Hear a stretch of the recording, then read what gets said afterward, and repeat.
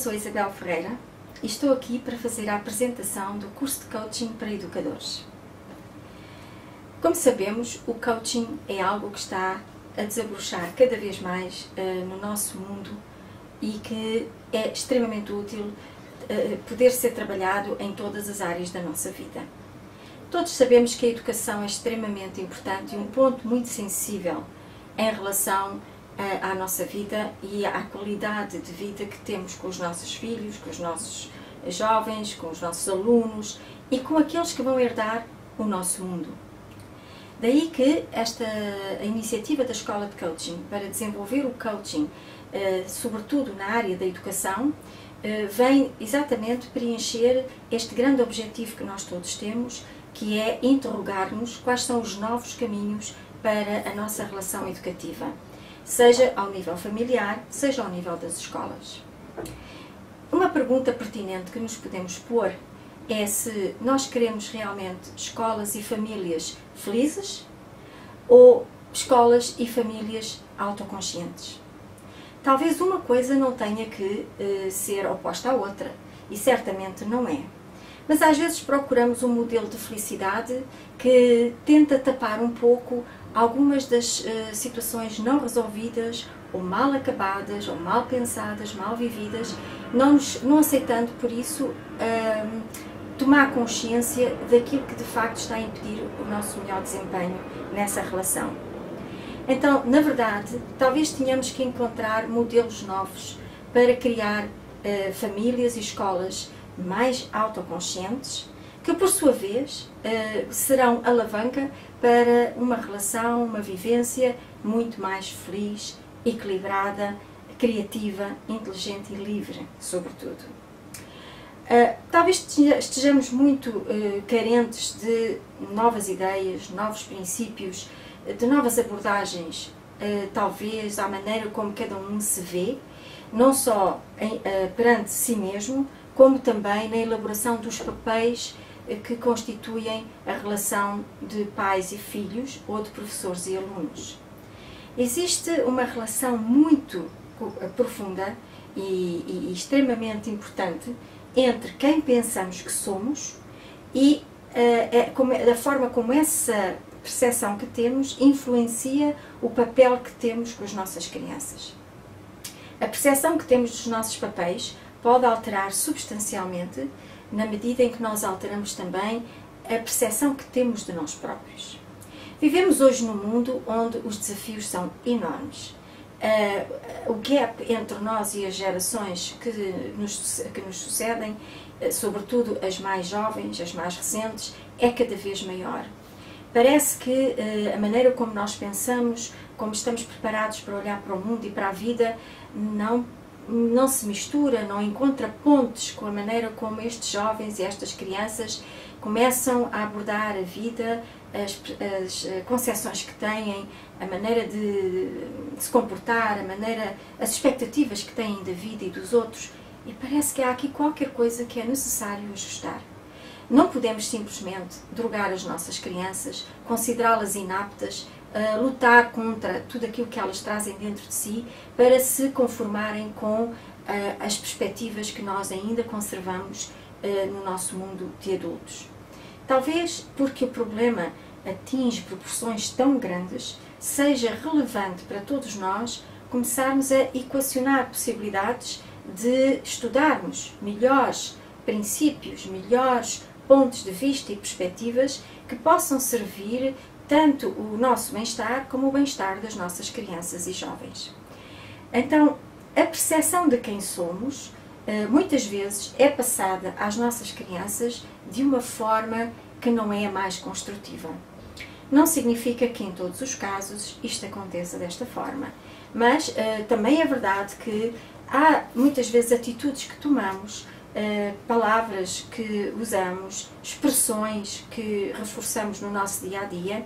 e que passam para os jovens sinais de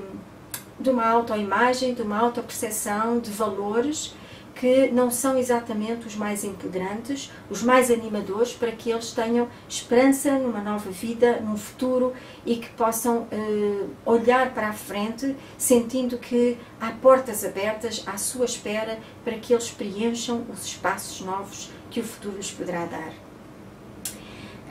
Na verdade, o nosso comportamento influencia tremendamente os nossos jovens, as nossas crianças, desde a mais tenra idade.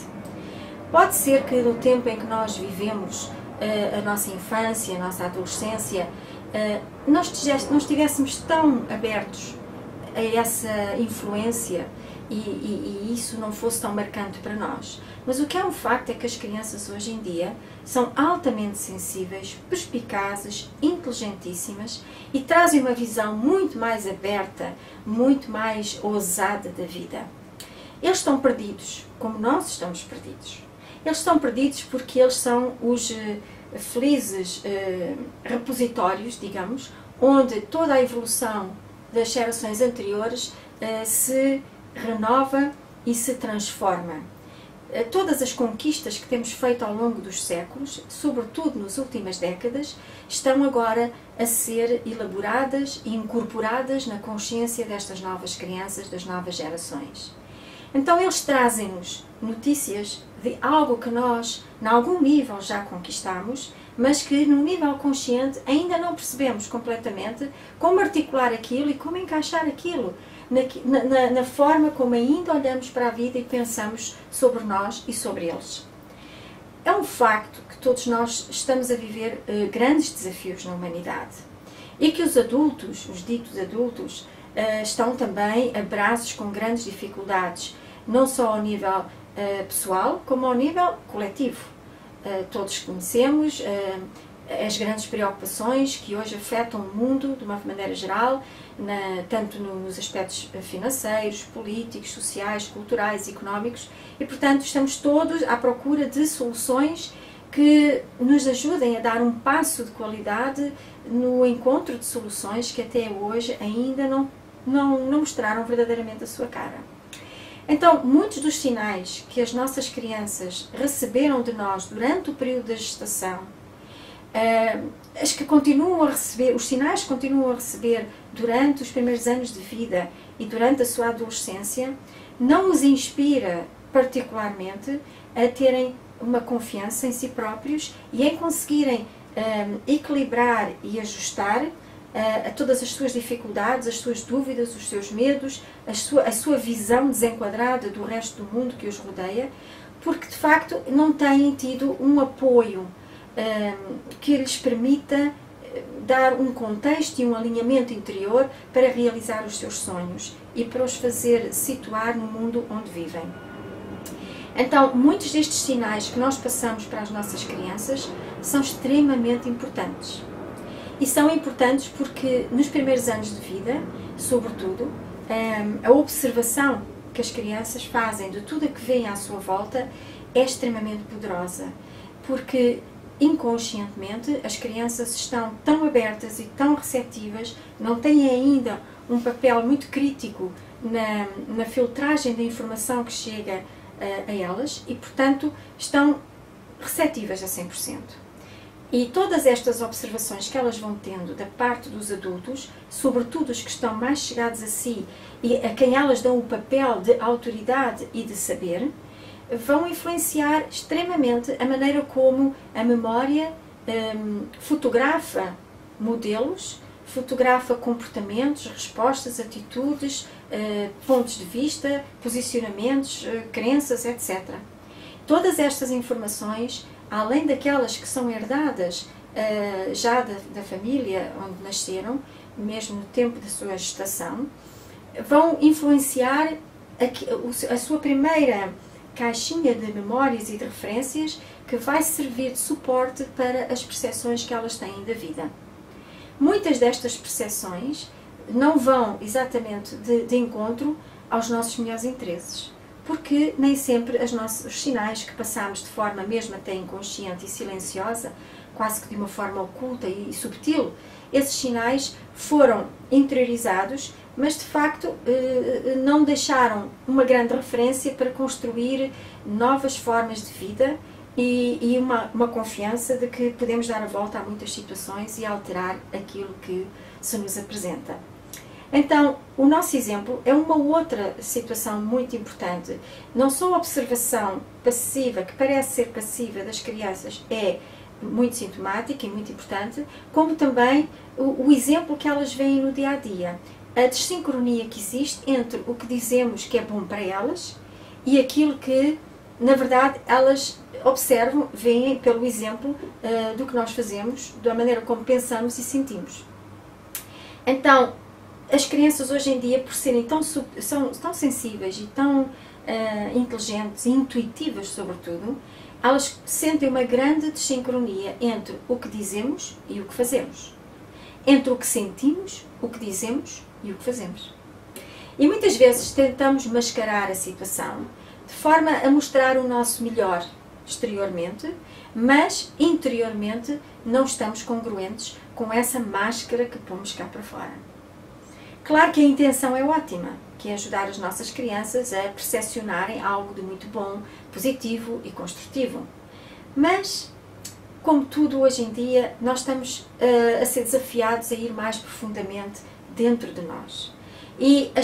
estas crianças trazem um radar incrível de percepção intuitiva e elas percebem e sentem que aquilo que lhes é dito nem sempre coincide com aquilo que é vivido congruentemente dentro de cada um de nós. Elas precisam de uma referência estável, alinhada, em que aquilo que pensamos, sentimos e vivemos, e mostramos pelo exemplo, é congruente, é alinhado, está dentro da mesma perspectiva. Enquanto nós não conseguirmos tomar consciência disto, não poderemos dar um salto de qualidade nos perfis de educação que tentamos desenvolver dia após dia e nos caminhos que podemos apontar ou ajudar a apontar para o futuro destes nossos jovens. E isto é muito importante porque o nosso mundo depende destes jovens, depende da maneira como eles estão a ser construídos, depende das suas esperanças, dos seus sonhos, da sua força, da sua confiança, da sua vontade de intervir na vida e saber que a sua presença, a sua criatividade, a sua participação é importante. E isto está-se a perder cada vez mais. As crianças acham que não vale a pena, que não há lugar para elas, não há espaço, não há empregos, não vale a pena. Este não vale a pena que muitos adolescentes têm, este não vale a pena que muitas crianças já têm na escola primária até, é sintomática de que todos nós estamos um bocadinho a baixar os braços perante as dificuldades da vida. Achamos todos que, se calhar, não vale a pena, as coisas estão más, isto não vai andar para a frente, está tudo tão difícil, as coisas vão precisar de muito tempo para mudar, que não há grandes saídas. E este sentir coletivo que existe abafa as nossas crianças. Elas, com toda a sua intuição, têm este radar intuitivo que capta nas entrelinhas os pensamentos coletivos, o estar de todas as pessoas à sua volta, a falta de ânimo, a falta de esperança, a falta de projetos, de entusiasmo, de paixão por serem criadores e por poderem abraçar a vida e deixar o seu testemunho, a sua participação neste momento da sua passagem na vida pela Terra.